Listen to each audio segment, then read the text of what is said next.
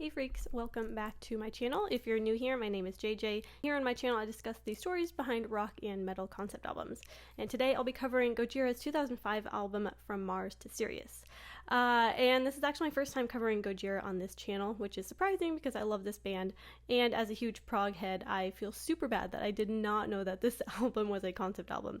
Because I love this album, and I always feel guilty when I love an album and then years later I figure out that it's a concept album and I had no idea, which I should have known because it's pretty obvious that it's a concept album if you listen to it. But yeah, I just had no idea until someone left it in my video suggestion box from my metalhead community, suggesting that I cover the concept behind this album. So yes, thank you to Sirius M. I'm sorry if I'm saying that wrong. Thank you for suggesting this album, and thank you for making me realize that it was a concept album to begin with. I did cover Gojira's Fortitude album in one of my welcome sequences for my metalhead community. So if you want to, figure out what the story or kind of concept theme behind their Fortitude album is, make sure you join my metalhead community. Also, if you want to suggest videos for me to do in the future, make sure you join my community. And from there you get access to my video suggestion box, and I try to draw from there when I doing video requests. Anyway, thank you, Sorush. Sorry, I'm so bad with names. Thank you for suggesting this video. Anyway, so yeah, join my metalhead community. Link is down in the description. It's totally free and you get access to bonus content and all the things I just talked about. Anyway, this concept is definitely a space opera, and it's a really fun one, so I'm excited to get into it. But before we get started, make sure you hit subscribe and do all the sharing, commenting, and all that fun stuff. It really helps with the algorithms. Anyway, let's get going on this concept.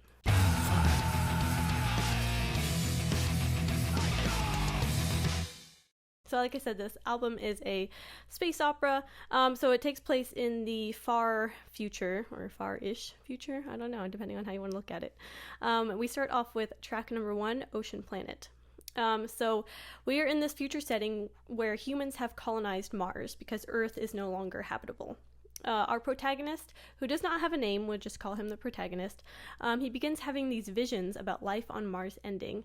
And he doesn't want to believe what he's seeing at first, but as his dreams and visions continue, he is forced to come to terms with the impending end of the world on Mars. And so he realizes that his visions are being sent by this alien race called the Master Race on a faraway planet. And they're very mysterious. He doesn't really know anything about them. But they tell him to come to their planet to survive. But he has no idea how he's supposed to achieve this, given that it's so far away in the Sirius solar system. Solar system? Galaxy. No, solar system, not galaxy. Sorry. On to track 2, Backbone. Again, I love this album, and I haven't listened to it in a long time, but revisiting it recently for the research for this video, I forgot how many badass riffs are in this album. Anyway, just thought I'd throw that out there because I forgot how much I love this album. And I'm so mad that it take me so long to talk about it. Anyway, sorry, moving on. On to track 2, Backbone. So here our protagonist, he again doesn't believe that he can make the journey to this alien planet all on his own. So he tries in vain to convince the other colonists on Mars that their planet is doomed, but he is cast aside and no one believes him, and they just brush him off as a crazy person.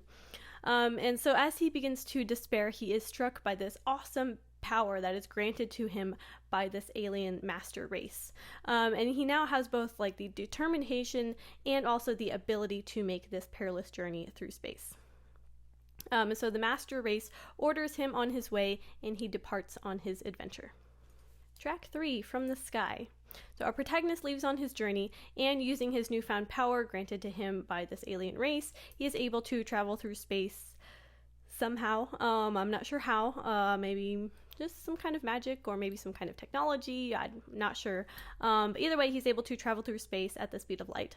And as he does so, he passes through time and gets sort of glimpses of how this ocean planet, aka Earth, came to be. He learns that life on the planet Earth came from the beings from the sky, from this master race, from this powerful alien race that he is still doesn't know a whole lot about. They're very mysterious, but all he knows is that they're very powerful and that they have planted the seeds on Earth in order for human life to develop. And he's not really sure what to make of everything that he sees on this journey so far, since he kind of is getting glimpses of the past. It is very overwhelming for him to travel so far and so fast, and gaining all of this new knowledge. And he's also being distracted by the prospect of these very mysterious aliens, these mysterious godlike beings from the sky. And he sort of ends up getting lost in space. He begins to panic, lost in space. You only have one option there. Either you find your way out or you die. So he begins to panic, feeling like he's fallen down some celestial rabbit hole with no way out. But just as he thinks that all is lost, he feels one of these beings from the sky, one of these master race aliens, take hold of him. And though he doesn't see what this being looks like just yet, it touches him and it touches his soul with this light, and he feels something inside of him change. And it's this warm, sort of intangible feeling that is akin to the feeling of love. Track 4, Unicorn. This is just an instrumental track, and the way I interpret this one is maybe our protagonist trying to process everything that's just happened. He's not sure if these beings from the sky are aliens, or if they're gods, or some other type of mythical creature. Track 5, Where Dragons Dwell. So after being saved, our protagonist continues on his journey. Having been touched by the beings from the sky, he now knows exactly where to go and how to get there. However, traveling through space and being imbued with this magical power does not come without a cost. His human body and mind are having a really hard time acclimating to all of this. What with all the space flight, time travel and such, like who wouldn't be going a little bit crazy by this point? So he begins fighting dragons in space. Yeah, you heard that right. He battles space dragons, or at least what he thinks are space dragons. However, as his mind tries to catch up with all that is happening, he realizes that the dragons are a hallucination, and the real monster is, the real dragon is inside of him. So it's this internal monster within him and within every man. And so he's beginning to question, has this monster, this dragon, this internal struggle that he's facing always been there, or is it a product of his journey that he's on? Will he try to destroy this monster, this dragon inside him, or will he try to accept it? And so these are questions that he will end up having to answer by the end of the journey. But that takes us on to track 6, The Heaviest Matter of the Universe. So our protagonist nears his destination, which is a planet in the Sirius system, and he falls through this mass of dark matter. So if you're not familiar, dark matter is this invisible substance that makes up a large portion of the universe, and it is a total mystery. Scientists have no idea really what it is, but it's very, I don't know, is dense the word? I don't know. It exerts gravity on planets and makes them form into solar systems, if I'm understanding that correctly. Anyway, weird, mysterious substance that no one really knows exactly what it is. Anyway, as he enters this dark matter, time appears to stop entirely, and he falls into this deep, deep void of nothingness. And the longer he's immersed in this dark matter, the more he feels his fear and memories of himself sort of floating away, and he, starts to kind of drift away from his selfish, original self. But instead of fighting back against the darkness, he lets his old self kind of slip away, and he decides to become one with the dark matter and become one with the universe. And eventually he kind of drifts out of this cloud of dark matter and floats on through space, pulled by the light of these beings from the sky. So our protagonist's memories eventually return to him, but for the first time on his journey, and maybe even for the first time in his adult life, he feels at peace with himself and with the universe and with the world around him. And so on the other side of the dark matter, the sky beings, aka the master race, appear to him for the first time, and they take the form of these giant glowing whales swimming through space. And that takes us directly into track 7, Flying Whales. So our protagonist then has an epiphany as he lays eyes on these flying whales for the very first time. He realizes how powerful these beings are. They're much like gods, as they are pretty much responsible for planting life on other planets and for coming to the aid of these creatures when it seems that their survival hangs in the balance. So swims towards him through space and teaches him how to swim through space like they do. And so he follows this massive herd of whales through space to their home planet. And on to track 8, in the wilderness. So he follows the whales, this master race, this ancient, powerful, alien, godlike beings, to their planet in Sirius C. And it resembles this primordial version of Earth. Our protagonist thinks back on human history and how humans have ruined their home planet of Earth by, being careless and destroying their environment. And this was why they were forced to colonize Mars. And although the whales don't speak to him in words, our protagonist understands the lesson that they are trying to teach him. In this wilderness planet, he sees what could have been had humans not been so greedy and careless and destroyed their planet.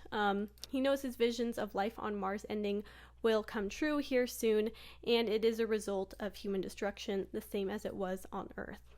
Track 9, World to Come. So our protagonist explores this cool wilderness planet, but he can't shake the feeling of this eerie familiarity.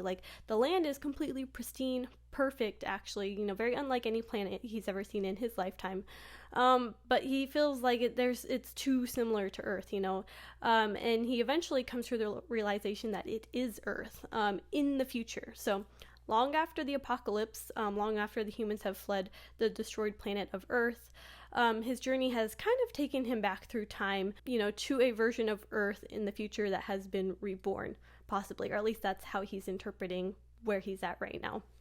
The whales explain that they modeled their planet after the future version of Earth. So this Sirius C planet is not Earth, but they can see into the future and they see what Earth will look like in the future once it's been reborn. So they modeled their own planet after it because they thought it was so peaceful and beautiful. Anyway, so like I said, the whales can see into the future. So they know that eons in the future, the whales will replant the seeds of life on the planet.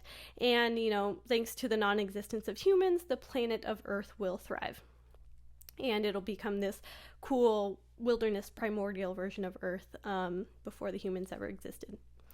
And so now the whales communicate to our protagonist that they have the power to restore life, human life, on this reborn planet. But they are unsure if that is the right course of action because, humans, being as they are, might wreck it again. They already did it once. Who's to say they won't do it all over again? And so they want to give the humans a chance, but they're not sure if that's the right decision. And so they leave it up to our protagonist to decide what to do. Track 10, From Mars. So our protagonist must now face the internal war inside himself. This dragon that he discovered on this journey, this monster within. The beast dwells inside him, and it is the beast of human nature to, conquer and destroy for man's own desire. And he must now determine if he should slay the beast, by giving up on humans entirely or attempt to tame it. Really, he's asking the question, are humans redeemable? Because if he attempts to tame the dragon, the beast inside him, that is saying that he will give the humans another chance. But are humans worth another chance? Or if given the second chance of this new planet, are humans fated to repeat the mistakes of their past? So he's really contemplating this big decision that's just been dropped on him by these aliens. And so that takes us into track 11 to Sirius, where he makes his decision. So our protagonist decides that yes, humans are redeemable. He was sent on this journey for a reason, and he believes that only a human can make this decision for the fate of humankind. And so he doesn't want to be the one to end the human race entirely, and he is hopeful that humans are able to change. They are able to learn from their past mistakes. And so he agrees to be the vessel, the one to bring human life to this newfound reborn planet. And he accepts this powerful gift from the whales, and he sets off on his way home through light years across time and space.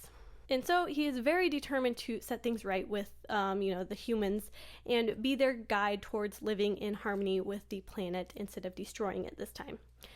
And although he is very determined to follow this path and he believes in himself and his ability fully, there is also a hint in this track, and I guess throughout the whole album, that this is the character's hubris. Believing in his ability to remake the human race and lead them can be seen as him sort of deluding himself into the image of a god and perpetuating, the pride and selfishness of humankind that has led to their downfall in the first place. So it's sort of a, how do you want to interpret this album? Like, is this like a yay, hero wins the day, he's gonna do it? Or is it like he is just, again, perpetuating the downfall of humans by thinking he can do this? So yeah, that takes us on to track 12, Global Warming, which you can interpret this track any way you want to. I believe the lyrics leave us on a slightly hopeful note. Our protagonist sets about rebuilding the world and humankind, without reliving the mistakes of their past. And yeah, it seems hopeful in the end. However, we're left wondering if he will be successful or if the past is doomed to repeat itself.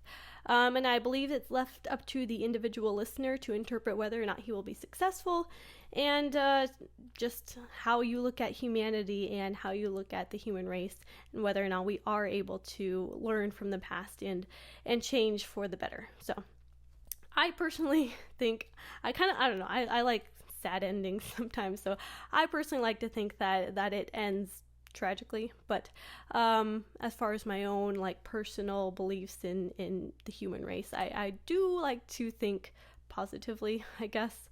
I would like to think that we would be able to right our wrongs and not destroy another chance at a planet, if we had to do it all over again.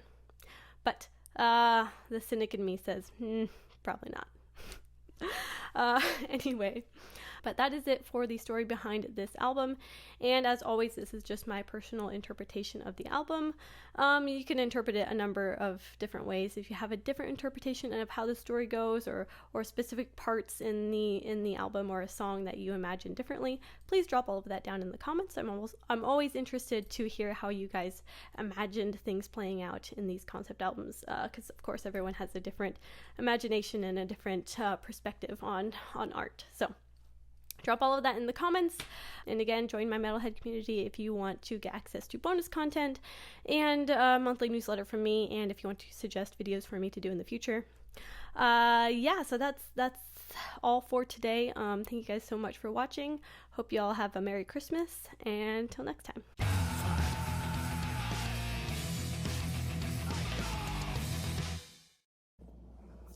Hey, I don't know if you guys know this, but I'm also an author. So if you enjoyed the way that I told this story, then I invite you to check out my website, kaimorris.com, where you can find my works in fantasy, science fiction, and horror on there. Anyway, just thought I'd drop that in there. Thanks.